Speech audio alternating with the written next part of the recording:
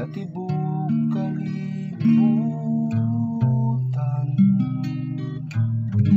ug isang yaw ang mayong balita.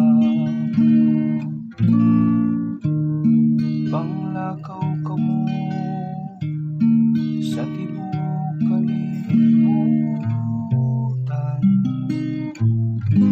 ug isang yaw ang mayong balita. Daigang Ginoo, kamong tanang mga ngaso, himayaan siya.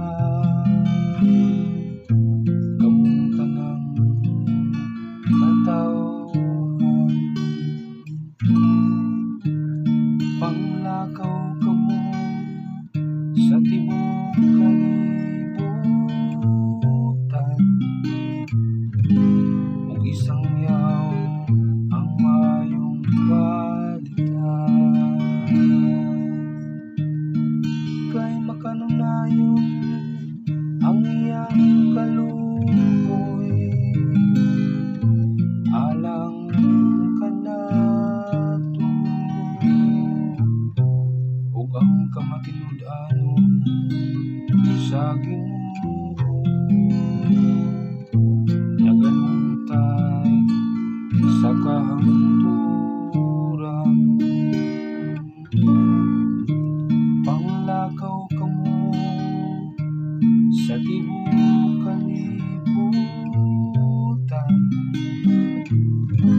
ug isang yaw ang mayong balita. Panglakaw kamo sa tibok kalibutan, ug isang